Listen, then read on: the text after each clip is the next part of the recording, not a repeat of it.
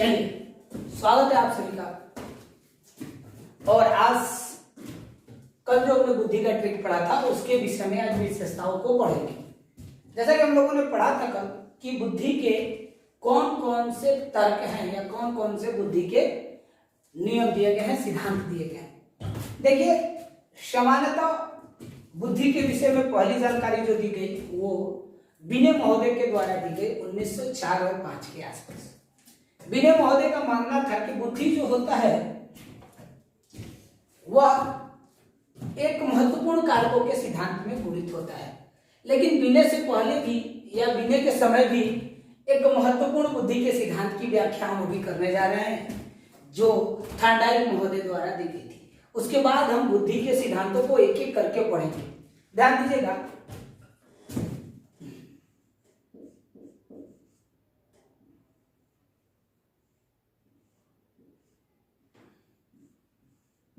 Thorndike महोदय ने बुद्धि के 3 प्रकार बताए थे। थॉर्नडाइक महोदय ने बुद्धि के 3 प्रकार बताए थे। याद रखेंगे, थॉर्नडाइक महोदय के बुद्धि के 3 प्रकार थे। कौन कौन सा 3 प्रकार था? पहला जो प्रकार था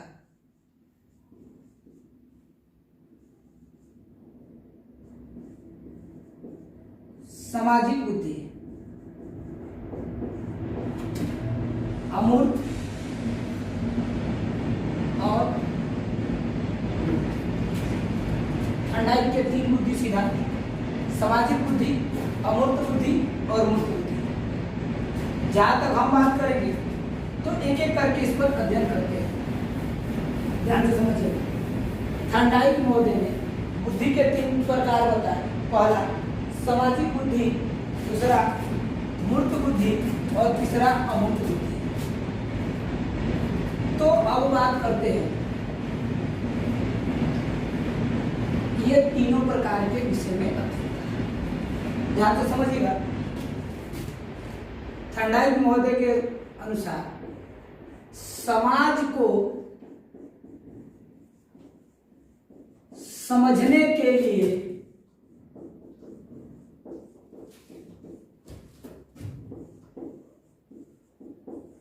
व्यक्ति के भावनाओं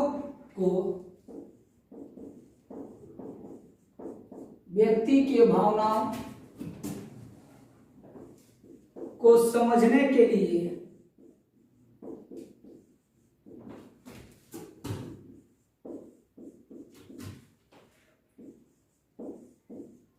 जिस बुद्धि का प्रयोग किया जाता है, जिस बुद्धि का प्रयोग हो या प्रयोग किया जाए,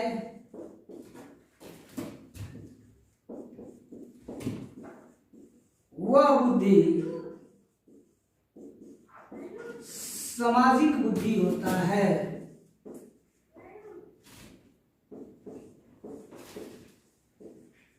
सामाजिक बुद्धि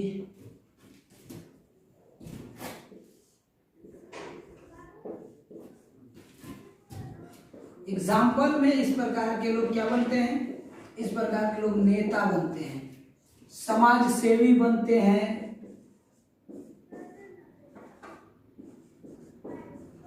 नेता और समाज सेवा करने वाले।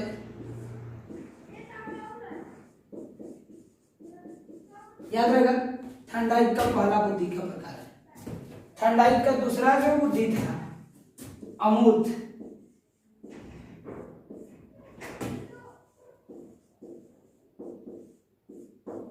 अमूर्त बुद्धि। अमूर्त बुद्धि किसको कहेंगे? तो कहते हैं यह वैसी बुद्धि होती है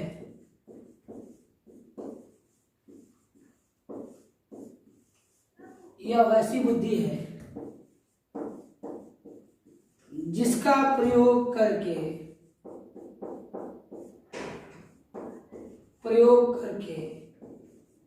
व्यक्ति, यह कैसी बुद्धि है भाई? यह वैसी बुद्धि है जिसका प्रयोग करके व्यक्ति तर्क, चिंतन,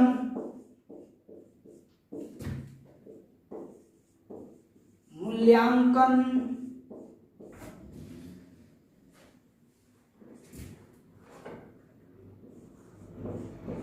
जैसी विशेषताओं को, जैसी क्रियाओं को, क्रिया को करने में सफल होता है।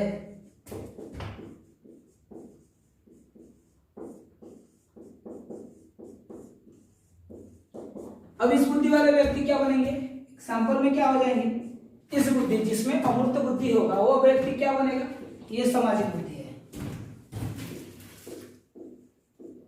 कैसी बुद्धि है भाई, सामाजिक बुद्धि है।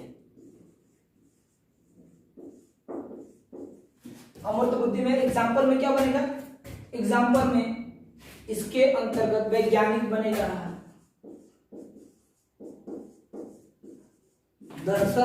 दार्शनिक बन जाएगा,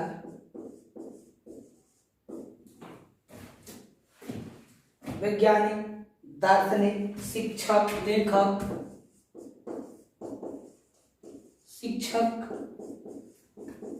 लेखक। अगर किसी में अमूर्त बुद्धि होगा तो वह वैज्ञानिक, दार्शनिक, शिक्षक, लेखक बनेगा। क्यों? क्योंकि ये चिंतन, मूल्यांकन जैसी क्रियाओं को करने के लिए तर्क देने हेतु ये विशेष होता है। जबकि जिसमें सामाजिक बुद्धि होगा वो समाज सेवी या नेता बन सकता है। ऐसा मानना था किसका, थार्नडाइक का। किसका मानना था भाई, तो कहेंगे थार्नडाइक का। किसका मानना था, थार्नडाइक का। अब थार्नडाइक का तीसरा बुद्धि जो है वो क्या था, तो तीसरा कहेंगे मूर्त बुद्धि। मूर्त बुद्धि क्या है भाई, ध्यान रखेंगे, जो चीजें प्रत्यक्ष में हो, जिसका प्रयोग हम कर सके, सामान्य जीवन में जो प्रयोग करते हैं वह बुद्धि मूर्त बुद्धि होता है। इसको व्यवहारिक बुद्धि भी कहा जाता है। मूर्त बुद्धि या व्यवहारिक,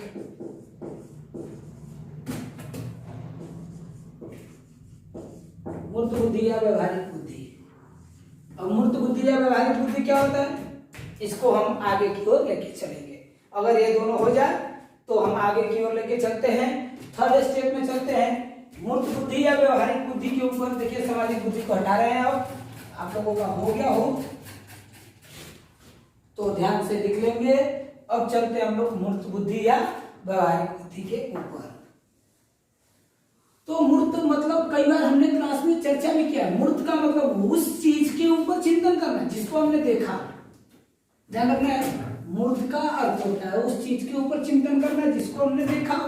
तो भाई देखी हुई चीज पर जो कार्य करेगा कौन बनेगा, इंजीनियर, कारपेंटर, है ना, व्यवसायिक। अगला कौन सा है भाई, मूर्त बुद्धि।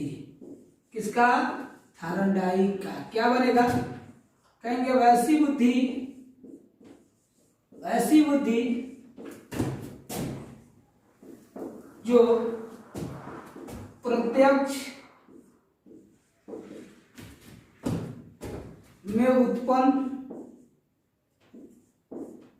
या प्रत्यक्ष वस्तु को देखने, प्रत्यक्ष वस्तु को समझने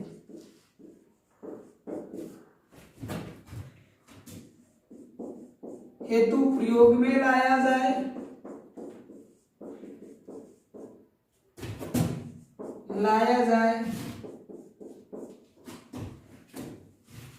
वह बुद्धि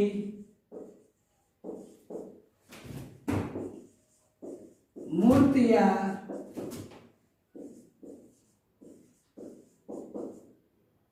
या व्यवहारिक बुद्धि कहलाता है।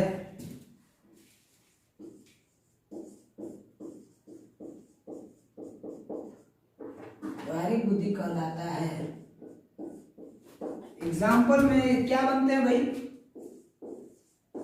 इससे व्यापारी बनेगा, इससे कारपेंटर बनेगा,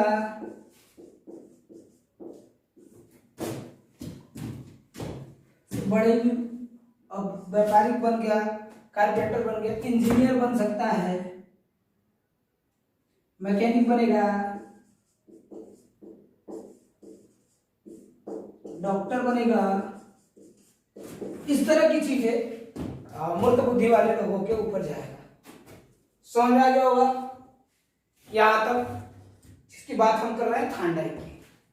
अगर ये पूरा हो गया हो तो हम आगे की ओर चलेंगे, आगे की ओर का अध्ययन करेंगे, इसके बाद की क्रियाओं का अध्ययन करेंगे और इसके बाद की क्रियाएं जो होंगी वह आज बीने का एक कारक सिद्धांत और स्पीयरमैन का द्वि और त्रिकारक सिद्धांत पर अध्ययन करेंगे।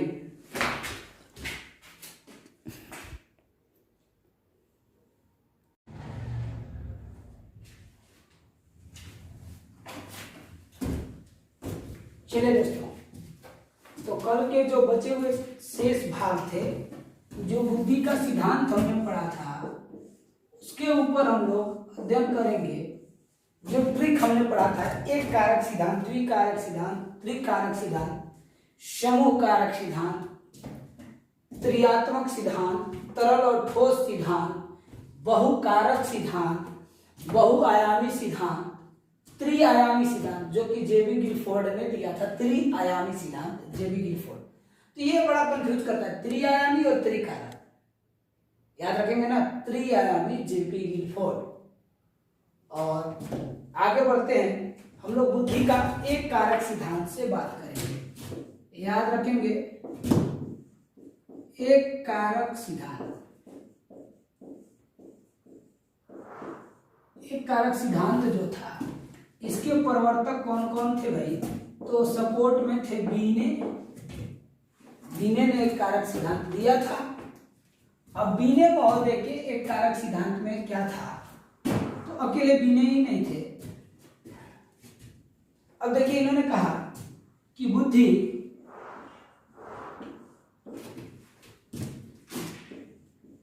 का खंडन नहीं किया जा सकता, खंड नहीं किया जा सकता,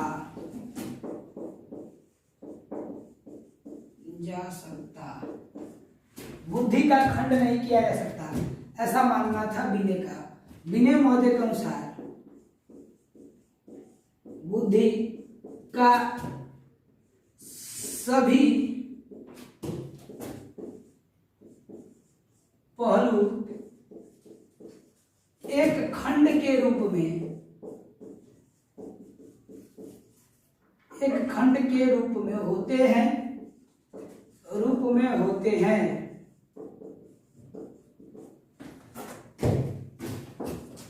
इसे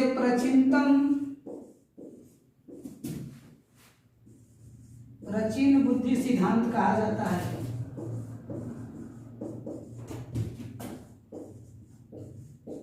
कहा जाता है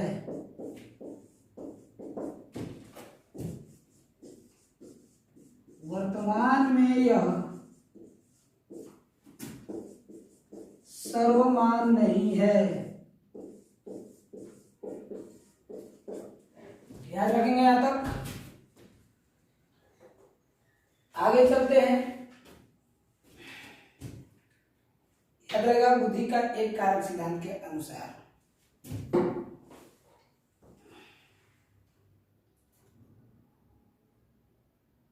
इंक डाल लेता हूं ताकि आगे आसान हो जाए। अब इसके बाद जो बात करेंगे,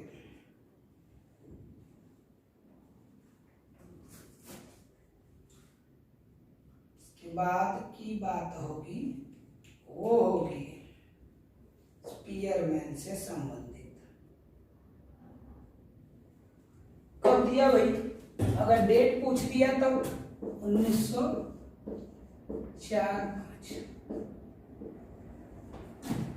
अब बीने महोदय के बाद बात करते हैं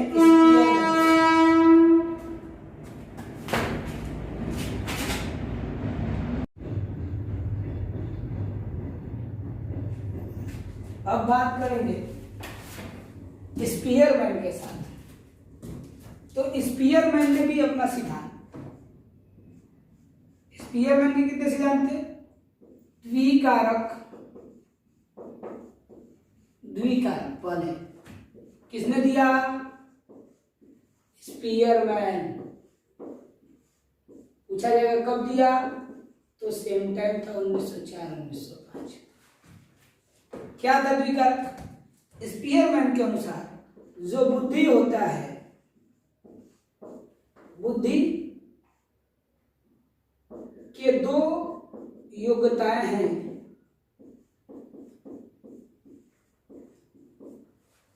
कौन कौन सा दो योग्यता है? पहला सामान्य योग्यता, दूसरा विशिष्ट योग्यता। जी फैक्टर,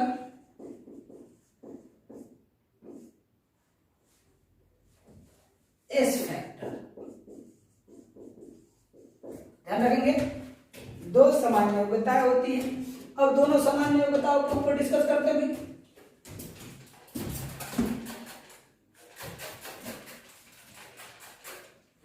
सामान्य योग्यताएं क्या क्या है, इस पर डिस्कस करेंगे, इसको अध्ययन करके चलते हैं। तो चलिए बात करते हैं सामान्य योग्यता की और दूसरा विशिष्ट योग्यता की। विनय महोदय का समाप्त हुआ तो स्पीयरमैन के ऊपर चलते हैं। देखिए, पहला सामान्य कारक। कारक क्या था भाई? General factor. जनरल फैक्टर, सामान्य कारक का अर्थ क्या हो गया? General factor. अब क्या है जनरल फैक्टर? ध्यान से समझेंगे। पहला चीज इसमें क्या था स्पीयरमैन के अनुसार? यह जन्मजात होता है। कैसा होता है भाई? जन्मजात होता है। जन्मजात होने का अर्थ क्या है? पैदा होते ही मिल जाता है। दूसरा क्या?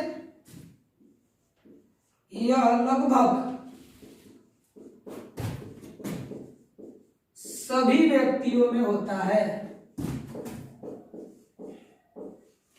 सभी व्यक्तियों में समान होता है।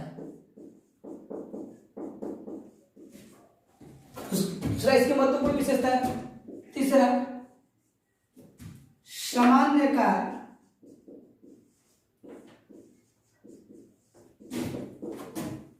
जैसे खाना,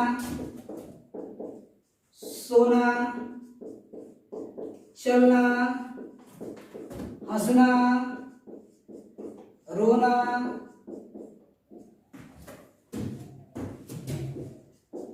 बातचीत,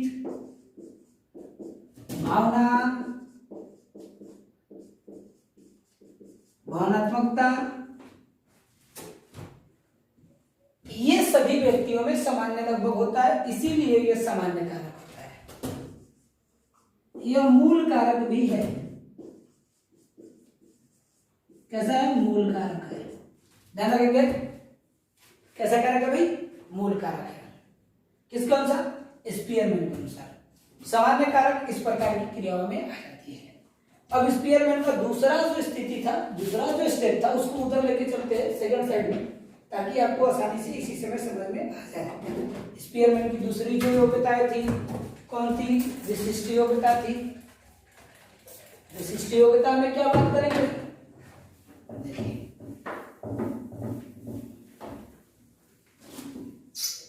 अब यहां से घेर दिया हमने। अब देखिए, यहां से घेर के विशिष्ट योग्यता की बात कर रहे हैं। क्या है?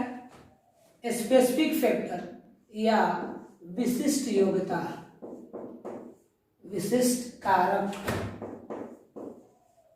क्या क्या है? यह अर्जित किया जाता है।